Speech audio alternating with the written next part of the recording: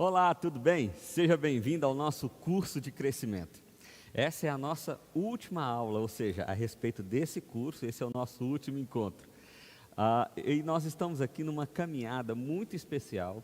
Esse já é o nosso 11º encontro, ou seja, foram 11 semanas aqui caminhando, entendendo melhor o essencial, o básico do que é o Evangelho.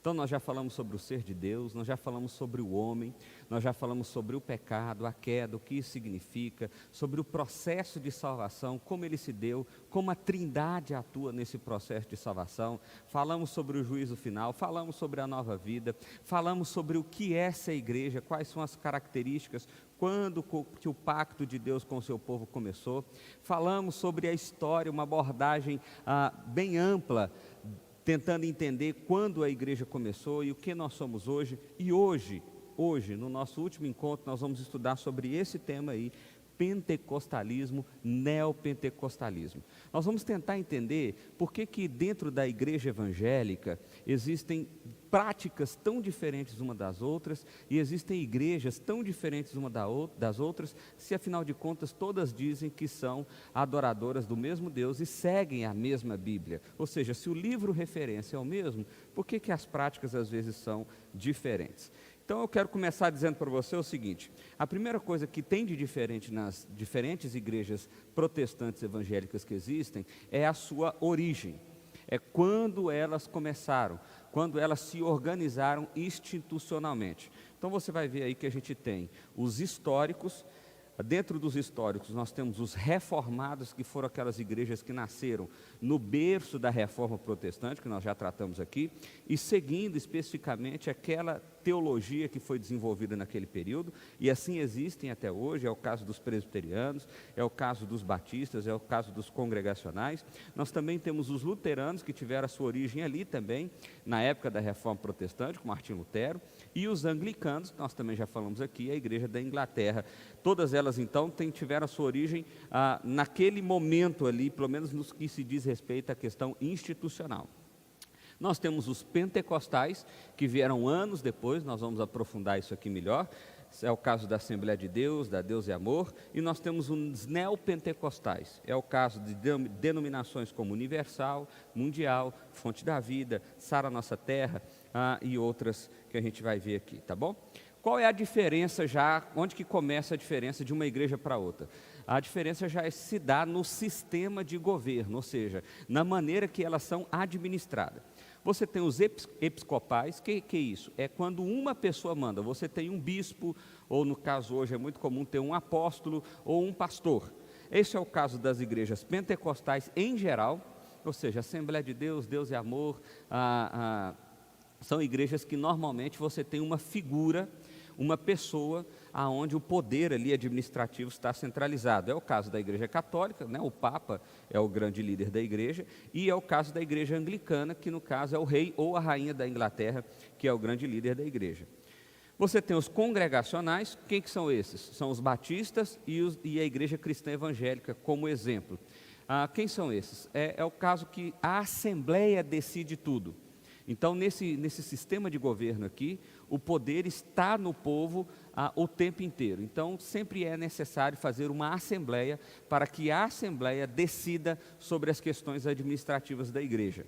E você tem o sistema presbiterial, que é o sistema que é da igreja presbiteriana, que é o sistema representativo, ou seja, a assembleia elege os seus líderes e os seus líderes administram a igreja. É assim que funciona, é mais ou menos a mesma lógica que a gente tem na nossa política nacional aí. Então você já percebe que existe uma diferença de como as igrejas são governadas. Ou elas são centralizadas numa figura, num pastor, num bispo, num apóstolo, ou elas são concentradas na congregação, por isso congregacional, na assembleia, a assembleia decide, ou ela é um sistema representativo de governo. A assembleia elege os seus líderes e os seus líderes então administram a igreja dentro de um mandato, né? Lembrando isso aí, o sistema presbiterial são 5 anos ao seu mandato, tá bom? Então vamos agora tentar entender as origens, é a nossa proposta aqui, das igrejas pentecostais e das igrejas neopentecostais. Então só para você situar aqui junto comigo, dentro da igreja evangélica existem 3 tipos basicamente de igrejas. igrejas históricas ou tradicionais, são chamadas assim, igrejas pentecostais e igrejas neopentecostais. As históricas tradicionais, nós já vimos aqui, são aquelas que nasceram na Reforma Protestante, naquele período, e elas seguem a teologia desenvolvida naquele tempo. Você tem as pentecostais, que é o que nós vamos ver aqui, e depois você vai ter as neopentecostais. Vamos entender isso aqui, olha lá. Hoje no Brasil existem basicamente 3 linhas de igrejas: as históricas, as pentecostais e as neopentecostais. As pentecostais nasceram, aí como você está vendo no slide, no início do século XX e enfatizava naquele momento principalmente os dons do Espírito Santo, ou nesse caso aqui, o falar em línguas.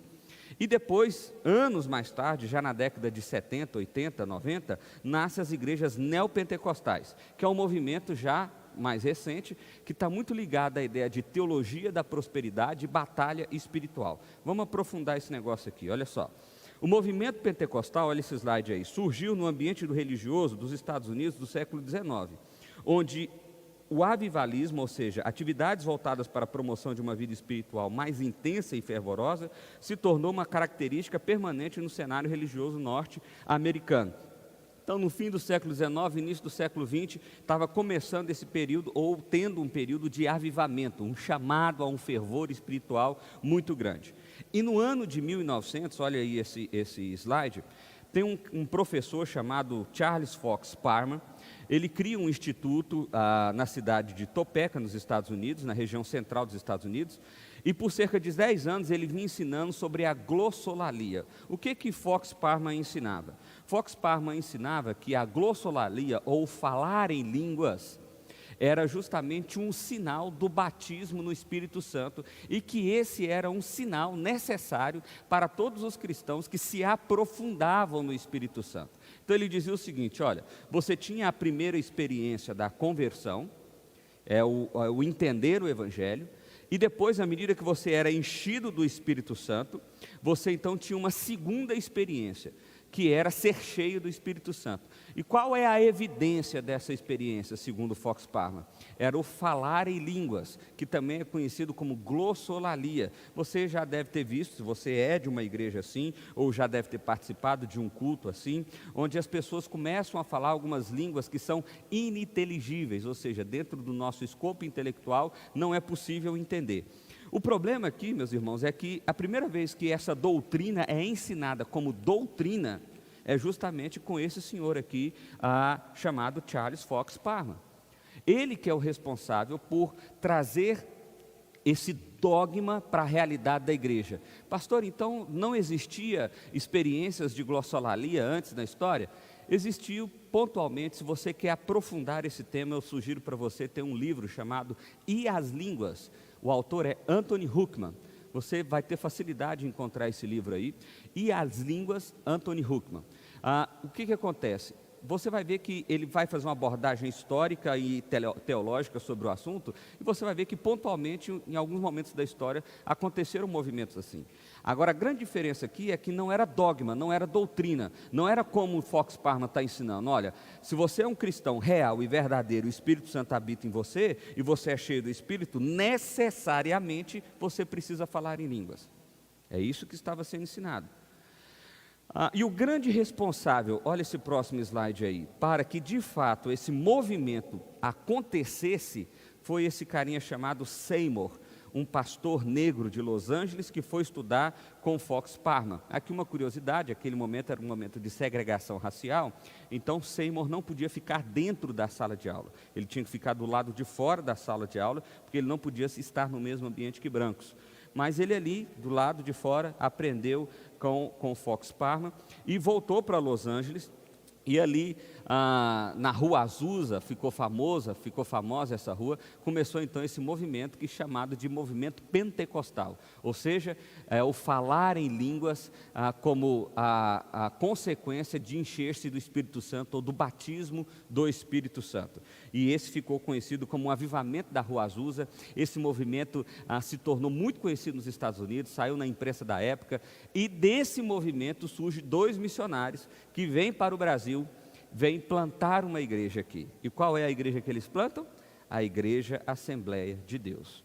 Então a Igreja Assembleia de Deus no Brasil começa justamente já com esse aparato teológico, com essa base teológica de que era necessário que um cristão fosse batizado no Espírito Santo e que o sinal do batismo no Espírito Santo era o falar em línguas, era a glossolalia, era falar línguas ininteligíveis. Então, essa é a primeira onda do pentecostalismo no Brasil, aí na primeira década de 10, de 20, né?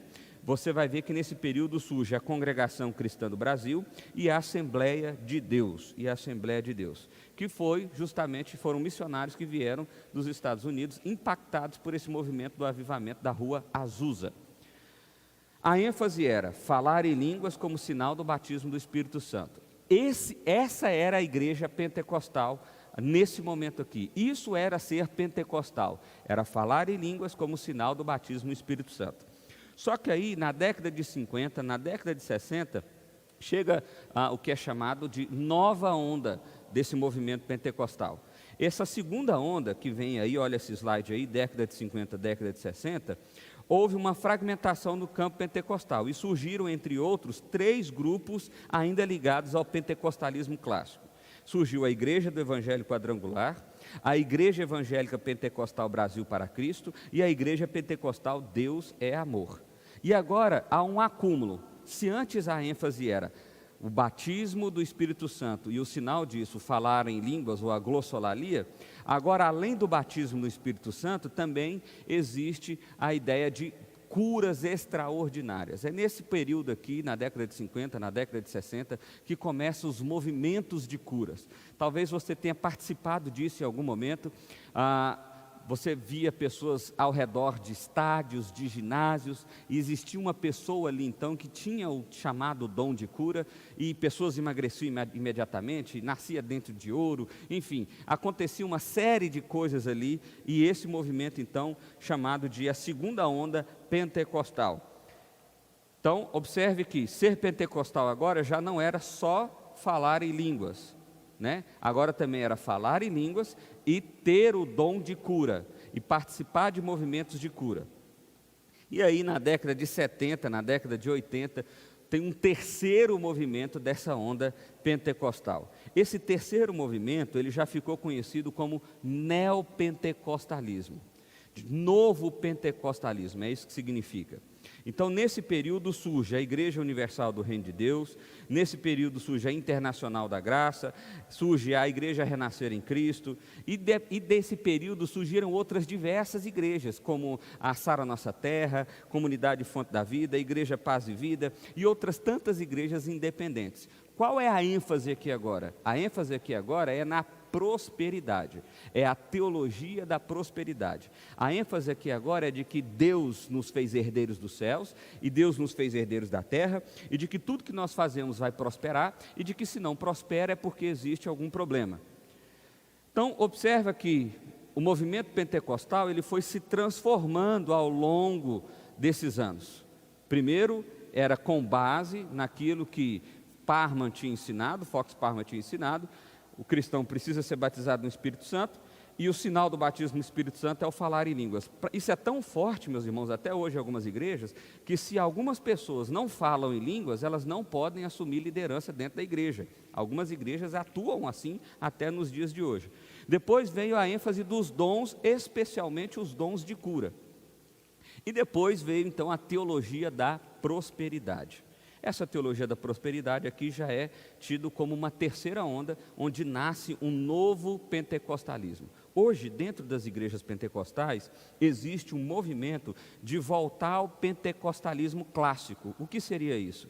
De voltar à ênfase do batismo no Espírito Santo e do falar em línguas. E de que esses outros movimentos não fiquem mais na ênfase da igreja. Existe uma briga aí nesse sentido. O que é importante para você perceber aqui? É importante para você perceber que esses são movimentos que surgiram agora, há 100 anos, 150 anos, como dogma, como doutrina da igreja. O que significa dizer que desde os apóstolos até esse período, nunca isso tinha sido dogma ou doutrina da igreja. Isso nunca tinha feito parte da doutrina real da igreja.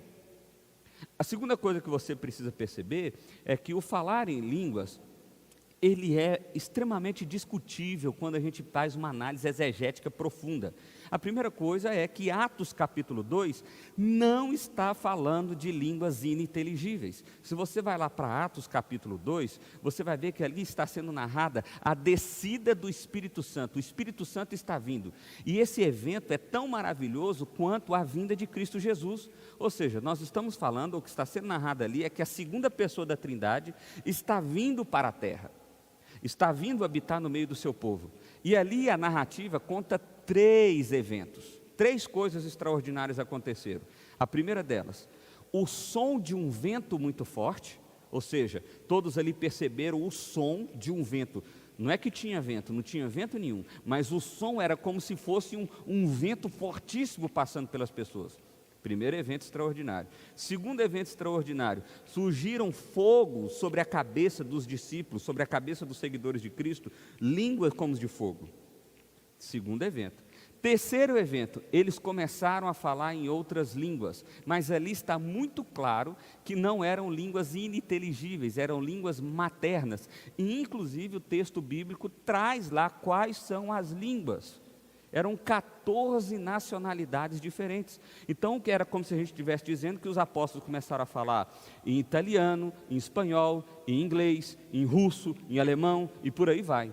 Não eram línguas ininteligíveis. Então, Atos capítulo 2 não serve de base para esse argumento, que ser cheio do Espírito Santo, ser batizado pelo Espírito Santo é falar em línguas. Não dá para usar Atos capítulo 2 como isso, não seria correto na análise do próprio texto. E se quisesse usar esse texto para mostrar que aquilo era o batismo do Espírito Santo, então você não pode selecionar apenas um evento. Porque as pessoas selecionam o evento do falar em línguas, e ali a gente já viu que é falar em línguas nacional, inteligível, e esquecem os outros 2 eventos. Ora, se é para reproduzir o que aconteceu em Atos capítulo 2, então tem que ter o som de um vento, tem que ter língua de fogo e tem que ter o falar em outras línguas. Não dá para você escolher só um e falar que isso é a mesma coisa que aconteceu em Atos capítulo 2. Não dá. Além do que, aquele é um evento único. Assim como Jesus nasceu uma só vez, o Espírito Santo veio uma só vez. Não dá para o Espírito Santo vir todas as vezes. Ele já está no meio do povo. Ele já está no corpo da igreja. Ele já habita no coração, no meio do seu povo. Então, isso precisa ficar muito claro para nós, para a gente entender isso aqui, tá bom? Existem discussões teológicas profundas que vale a pena sim, você que tem curiosidade sobre o assunto, para você ver, especialmente sobre essa questão dos dons de línguas, mas basicamente é mais ou menos esse o argumento, tá bom? Da teologia reformada. Então, olha só, o que ficou sendo o movimento pentecostal no Brasil hoje? Então o movimento, olha esse slide aí, o movimento pentecostal acontece em 3 ondas históricas. A primeira, o batismo no Espírito Santo e, consequentemente, falar em língua. O segundo, a cura. O terceiro, o exorcismo e a mensagem da prosperidade. Eu esqueci de falar isso aqui, a ideia da batalha espiritual do exorcismo. Para quem assistiu o Gugu na década de 90, vai lembrar daquele ET e Rodolfo, e vai lembrar de outros repórteres lá, que tinha uma chamada naquele programa, o Domingo Legal, a entrevista com Satanás. E aí aparecia lá o repórter e colocava borrado a cara da pessoa, né? E o pastor normalmente de jaleco branco, numa dessas igrejas aqui, especialmente a Universal, e ali ficava ali, entrevista com o capeta, porque fazia parte do movimento essa questão de exorcismo, muita expulsão de demônio, o demônio está aqui toda hora, o demônio está ali, se está ruim é o capeta, se está bom é Deus, temos que orar pelos demônios do norte, demônio do sul, demônio do centro-oeste, demônio não sei de onde. Então, esse movimento é fruto dessa terceira onda. Vamos entender, então, o que é a teologia pentecostal. A teologia pentecostal hoje ela é marcada por 3 situações. A primeira delas é a revelação contemporânea. Olha aí esse slide. Para os pentecostais, a revelação de Deus não se limita à Bíblia, mas se estende à obra contemporânea do Espírito Santo. Ou seja, Deus ainda se revela, como na época dos apóstolos, através de sonhos, visões e vozes. Você já viu isso certamente muitas vezes, meus irmãos. Ah, Deus me revelou, ou Deus está revelando através do profeta que é isso, que é aquilo e que é aquilo outro.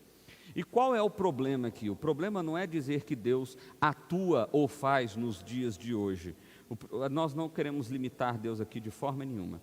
A grande questão aqui é que muitas vezes essas pessoas que dizem ter tido revelação, que dizem ter uma revelação de Deus, essas pessoas são identificadas como o peso da palavra delas como igual ao da Bíblia. E é aqui que está o problema.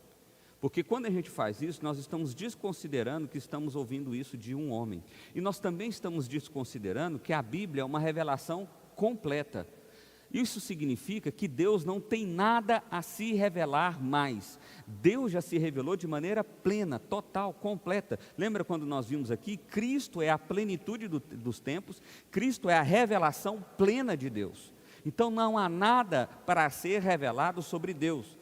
Por isso que quando surge uma nova revelação, dizendo como surgiu, por exemplo, o movimento do G12, alguém subiu no monte, um anjo falou com ele, ou Jesus falou com ele, e agora a igreja tem que se dividir em 12, porque entendeu errado, aquele movimento não estava correto, na verdade a igreja foi para um lado que Jesus não queria, era para fazer assim, assim, assim, assim, assim. Pegaram a palavra desse homem, colocaram no mesmo peso da Bíblia e aplicaram isso à realidade da igreja e desconsideraram completamente o que o apóstolo Paulo ensina sobre igreja. Perceba, a Bíblia é a nossa autoridade máxima, ela sim é a revelação de Deus. Deus pode se manifestar de maneira extraordinária nos dias de hoje? Claro. Agora, Ele vai trazer revelação nova? Não. Por quê? Porque Ele mesmo já limitou a revelação à própria palavra dEle. É isso que precisa ser discernido por nós aqui. É isso que precisa. E meus irmãos, quantas pessoas têm se decepcionado?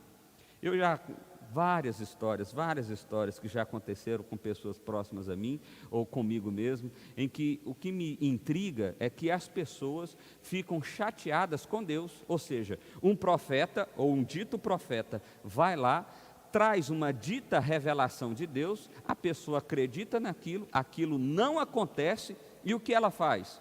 Ela não julga o profeta não, ela não diz que o profeta é um falso profeta, ela diz que Deus abandonou, que Deus não quis fazer, que Deus errou, e perceba o tamanho do absurdo. Quantas vezes nós precisamos considerar que aquele era um falso profeta, que aquela não era uma revelação de Deus.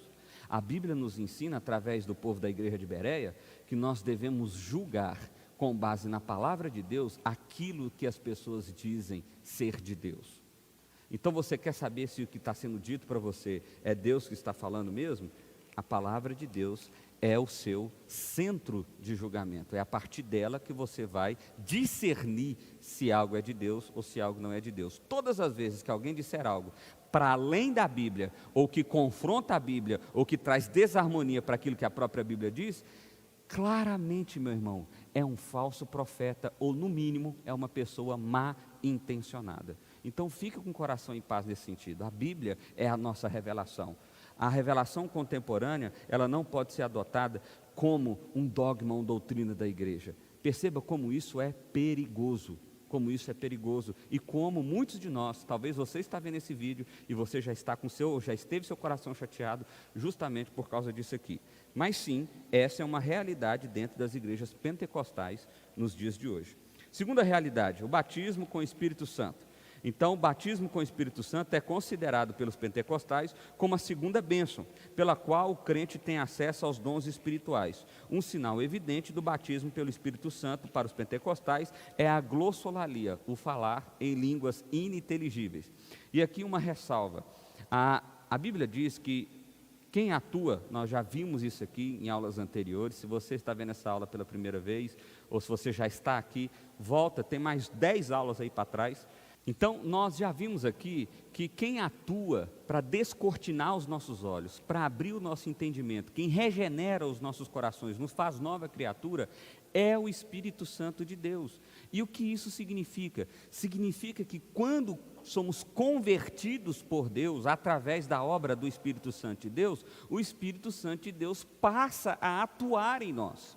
Então, como que se o Espírito Santo habita em mim no momento da conversão, há uma nova experiência com o Espírito Santo, uma vez que ele já está em mim. Entende isso? Existe uma ideia aqui contraditória. Existe uma situação aqui que precisa ser analisada com carinho. Afirmar a necessidade do batismo do Espírito Santo não é o que a Bíblia afirma. Você não vai ver isso em nenhum relato bíblico. Vocês precisam ser batizados pelo Espírito Santo como uma nova experiência. O batismo do Espírito Santo, quando dito na Bíblia, está sempre ligado à ideia de conversão. Sim, você vai ter na Bíblia diversos relatos sobre o encher do Espírito, sobre o manifestar os frutos do Espírito. Isso significa que nós vamos ser mais santos através da busca nossa interior e exterior para com o Espírito Santo, parecermos mais com Cristo, manifestarmos o fruto do Espírito. Quer ver uma coisa?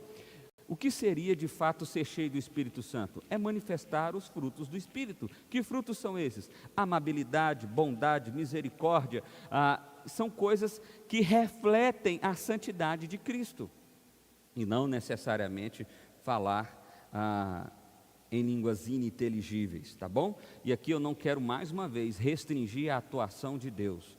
Se Deus quiser, meu irmão, Ele faz você falar em italiano, Ele faz você falar em alemão. Deus é poderoso, Ele faz o que Ele quiser, como Ele quiser, do jeito que Ele quiser. Agora, o que nós estamos colocando aqui é criar dogmas e doutrinas como algo necessário para a vida cristã, quando a Bíblia não diz que é, então isso é algo realmente perigoso. O terceiro elemento aí da teologia pentecostal são os dons extraordinários do Espírito. O que são os dons extraordinários do Espírito hoje? Outro aspecto da teologia pentecostal são os dons do Espírito, principalmente os dons extraordinários, línguas, curas, milagres. De acordo com o pentecostalismo, é obrigação do crente buscar estes dons, principalmente os dons de línguas, para certificar sua consagração a Deus. Então, os dons aqui, eles são colocados como uma espécie de poder a mais que Deus dá para alguns homens que buscam a mais Deus. Então você tem hoje dons que são tidos como dons de profecia, dons de revelação, dons de falar em línguas, dons de curas, dons disso. E aí então aqui eu quero recomendar para você um vídeo que tem no YouTube, a gente vai colocar aqui no link da descrição, do reverendo Davi Charles Gomes. Ele vai fazer uma abordagem do que seria a atuação do Espírito Santo na vida humana. Ele faz isso numa série de pregações, nós vamos colocar aqui para que você possa entender. Mas o que está se dizendo aqui? Está se dizendo aqui o seguinte: quanto mais eu busco a Deus, mais dom eu tenho, mais poder eu manifesto. E quando na verdade a Bíblia vai nos ensinar, e o reverendo Davi Charles Gomes vai fazer isso de maneira muito bacana, bem explicada, a Bíblia vai nos ensinar que a atuação do Espírito Santo de Deus é a manifestação do próprio poder de Deus, de forma que eu não sou possuidor do dom, eu sou apenas instrumento da manifestação de Deus. Pastor, o que você quer dizer com isso? Eu quero dar um exemplo muito simples. Nós podemos orar por alguém e esse alguém ser curado? Sim. Isso pode acontecer? Pode. Deus pode manifestar extraordinariamente o seu poder? Pode. E por que isso aconteceu? Porque Deus se manifestou graciosamente, manifestando o seu poder. Não é por causa da pessoa que orou. Entende isso? Não é a pessoa que é possuidora do dom ou possuidora de um talento especial dado por Deus. A pessoa é um instrumento que pode ser usado hoje e não pode ser usado amanhã.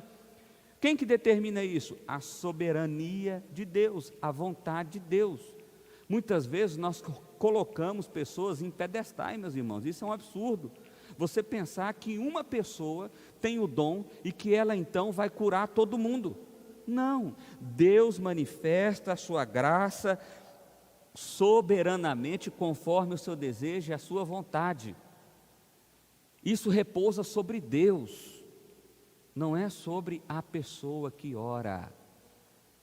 Mas aqui não, aqui está sendo ensinado que os dons extraordinários são algo que os crentes possuem na medida que buscam a Deus. Eu posso até concordar que alguém que busca a Deus e está mais cheio do Espírito Santo, talvez seja manifestado nele mais vezes a extraordinária graça de Deus. Talvez ele seja usado mais como instrumento de Deus. Mas daí a dizer que sobre essa pessoa repousa o dom ou o poder de fazer, não.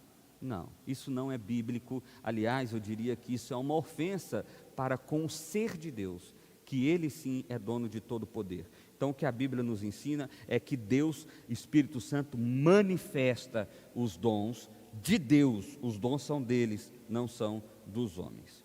Então, esse é o resumo da teologia pentecostal hoje. Revelação contemporânea, batismo no Espírito Santo, dons extraordinários. E o neopentecostal? O que é o neopentecostal, pastor? O neopentecostal é diferente do pentecostal, então é uma outra categoria. Olha esse slide aí. Basicamente, a teologia das igrejas neopentecostais é a mesma do pentecostalismo. Entretanto, essa teologia é somente usada nos aspectos de poder dado pelo Espírito na luta espiritual contra o mal para a cura e milagres. A base da teologia da prosperidade é a batalha espiritual e defende que tudo que é ruim é causado por demônios e por Satanás. E assim devemos usar a fé para vencer a batalha. Então, o neopentecostalismo, ele basicamente tem todas essas ênfases pentecostais com duas coisas a mais: a teologia da prosperidade, Deus sempre vai me fazer próspero, e a batalha espiritual. Tudo que acontece de ruim é demônio que fez, é pecado. Quantas vezes nós já não ouvimos isso, né? Quantas vezes nós já não vimos isso até em discursos televisivos, né? Não, é Satanás que veio, é Satanás que destruiu, você deu brecha para Satanás. E aí a gente vai olhando para as histórias bíblicas, por exemplo, para o próprio chamado do apóstolo Paulo. Atos capítulo 9 diz que Deus virou para Ananias, o profeta, e falou assim: vai lá e chama ele, porque eu vou mostrar para ele como importa sofrer pelo meu nome. O chamado do apóstolo Paulo é um chamado de sofrimento, Quando a gente vai para 1 Pedro capítulo 2, dos versos 18 em diante, você vai ver ali que Pedro diz que o nosso chamado é um chamado de sofrimento, que nós devemos seguir os passos de Cristo, e que Cristo se entregou em sofrimento.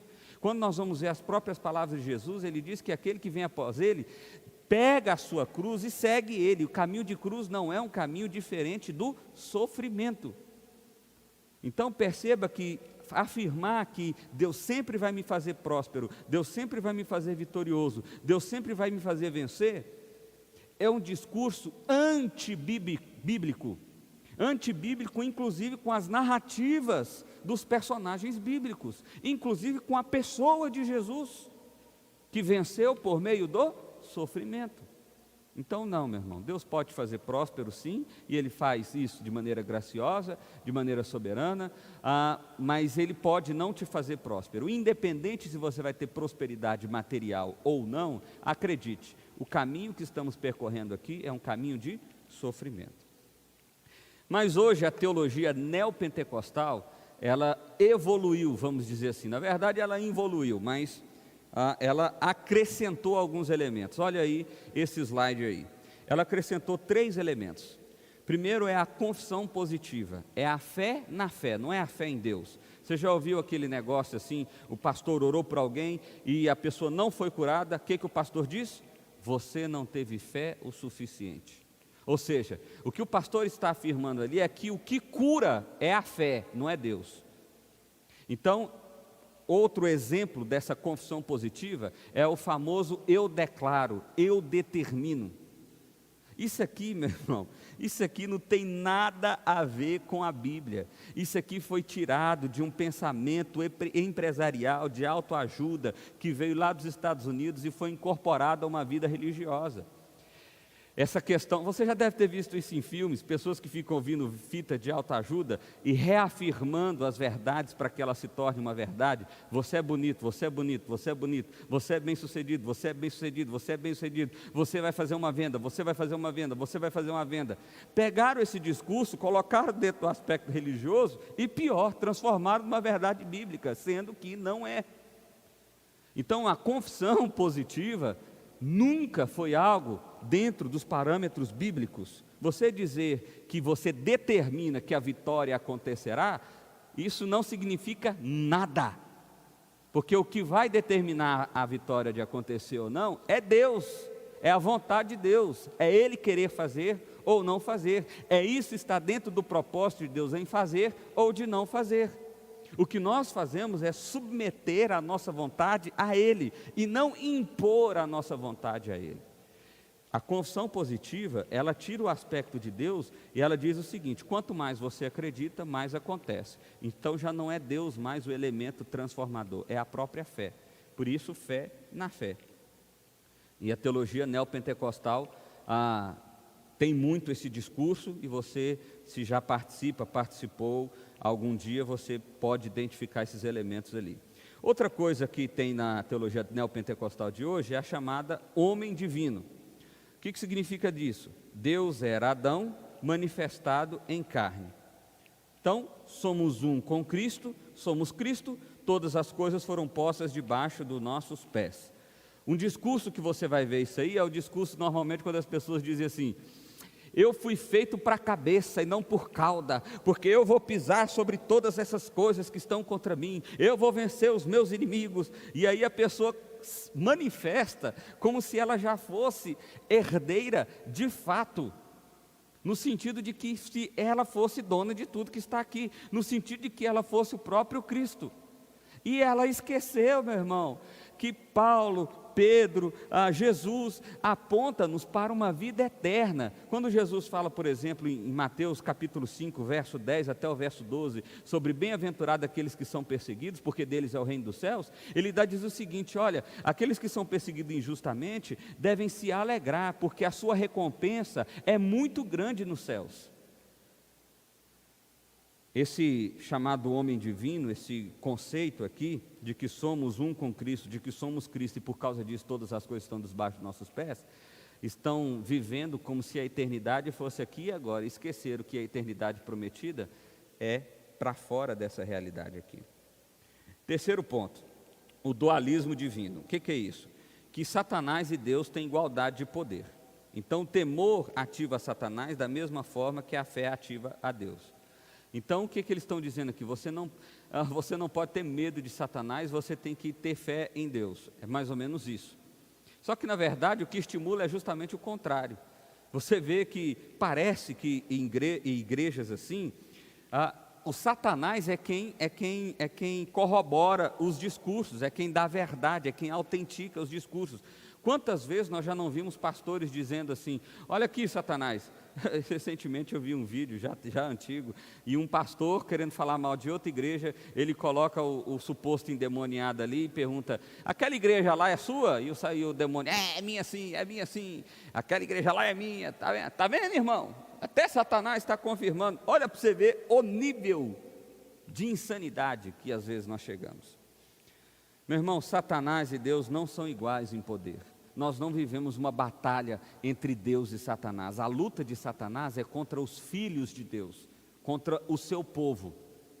Satanás não tem coragem de lutar contra Deus. A Bíblia diz que quando Jesus voltar, ele vai dissipar todas as potestades com um sopro.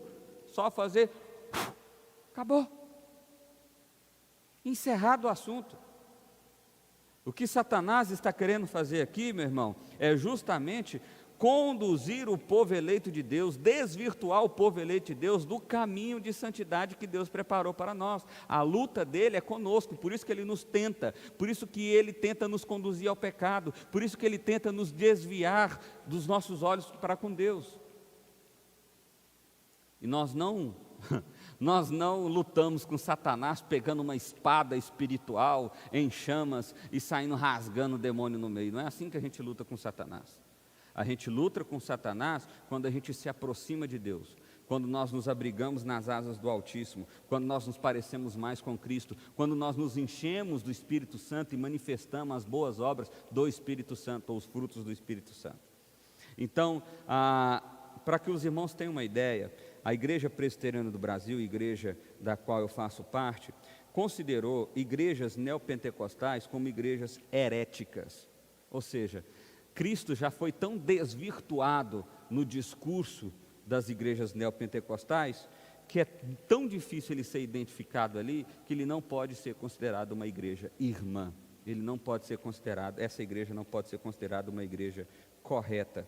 Justamente por causa disso, você observa que Jesus, onde é que está nesse discurso aqui? Em lugar nenhum. Então, as nossas conclusões aí: teologia reformada. A nossa posição, qual é? Primeiro, reforçar que a enfermidade não é resultado de sua infidelidade, mas é uma consequência da queda do homem e resultado do pecado na vida da humanidade. Então, muitos dizem, você está doente? Eu vi essa cena uma vez, eu vi.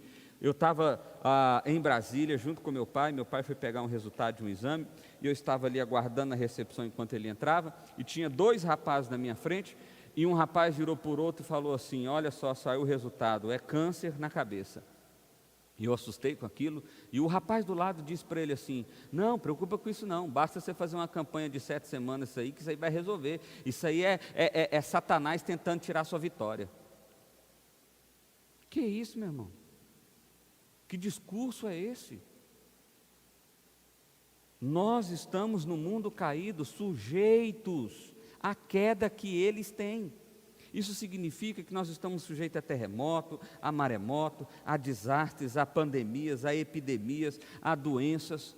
Isso não significa necessariamente que é porque eu estou longe de Deus.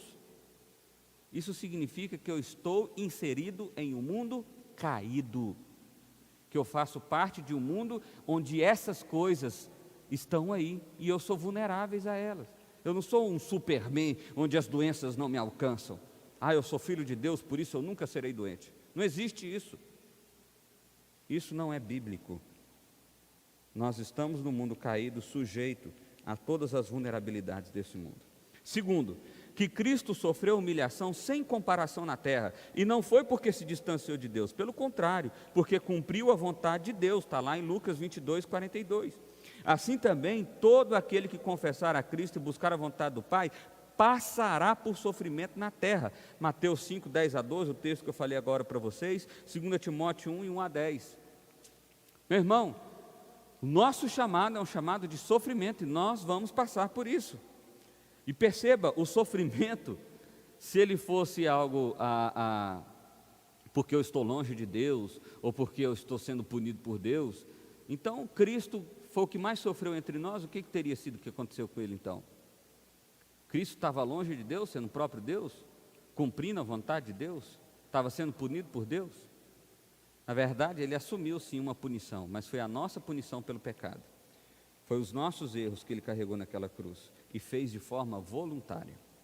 Terceiro, somos sim herdeiros em Cristo, mas ainda não usufruímos na sua plenitude.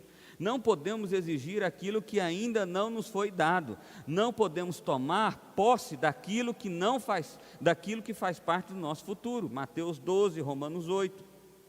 O que significa isso? Significa que eu sou herdeiro sim, mas é dos céus eternos.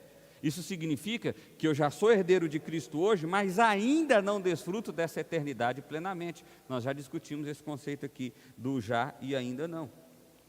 A cura prometida a todos os seus filhos já está reservada a nós, mas ela vai acontecer sim, haverá um dia em que o nosso corpo será incorruptível, glorioso, onde não teremos doença, onde não teremos dor, onde não teremos sofrimento, mas não é aqui, não é agora.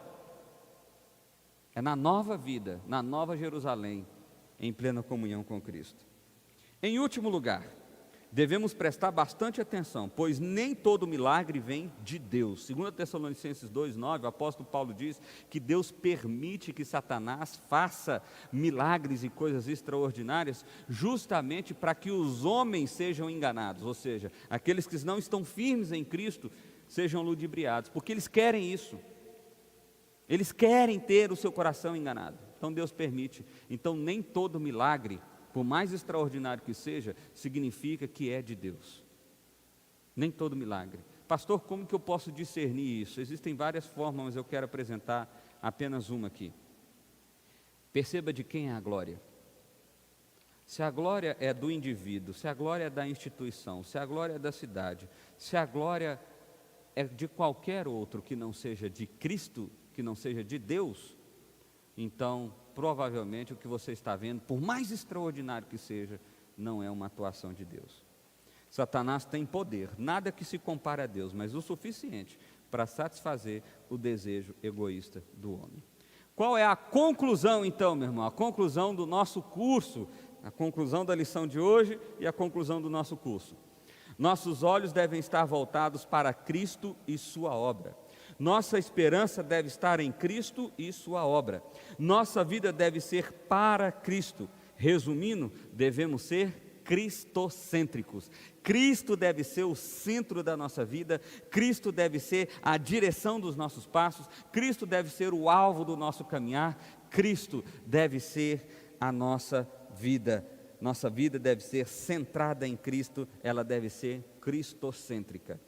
Meus irmãos, tudo que eu expliquei aqui hoje, eu sei que existem discussões, a nossa intenção aqui de forma nenhuma é desrespeitar qualquer igreja, qualquer religião. Nós estamos fazendo uma análise teórica, tá bom? Nós não estamos insultando o líder A, o líder C, nós não estamos insultando a igreja A ou a igreja C. Nós estamos fazendo uma análise teológica, teórica, dos movimentos evangélicos que existem no Brasil e no mundo. E hoje eu espero que tenha ficado claro para você que são 3 movimentos: os históricos, com base na Reforma Protestante; os pentecostais, com base no movimento do batismo do Espírito Santo; e os neopentecostais, com base no movimento da teologia da prosperidade e da batalha espiritual. É isso que precisa ficar distinto aí para você, tá bom?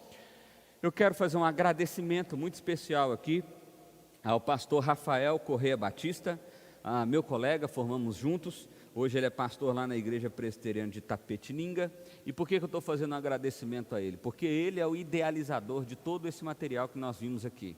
Então nós fizemos algumas contribuições, mas quem pensou, elaborou inicialmente esse material foi o pastor Rafael, e ele disponibilizou de bom grado para nós, dando permissão para que a gente pudesse expor ele aqui. E eu quero agradecer de forma especial ao pastor Rafael, um grande teólogo, mestre em teologia, e que tem abençoado a igreja, né? E no nosso caso aqui nos abençoou muito aqui com esses caminhos que nós perseguimos. Eu também quero fazer um agradecimento a você. Obrigado. Obrigado por ter participado desse curso. Eu espero que esse curso tenha sido esclarecedor para você. Você percebeu aqui muitas vezes que eu disse que há coisas a serem exploradas, que nós estamos arranhando a superfície, porque na verdade o que nós fizemos aqui foi realmente uma análise básica dos assuntos que foram expostos aqui. Cada assunto desse há uma necessidade de você aprofundar, e eu quero encorajar você a fazer isso. Aprofunde o seu conhecimento sobre Deus, aprofunde o seu conhecimento sobre o Evangelho. Isso vai ser bênção para a sua vida, tá bom? Muito obrigado, Deus abençoe a sua vida, e até um próximo encontro, um novo curso ou uma nova oportunidade aqui. Eu sou o pastor Vinícius Jordão, da Igreja Presbiteriana do Petrópolis, e foi um prazer estar com você nesses dias, nesses momentos. Deus te abençoe, um forte abraço.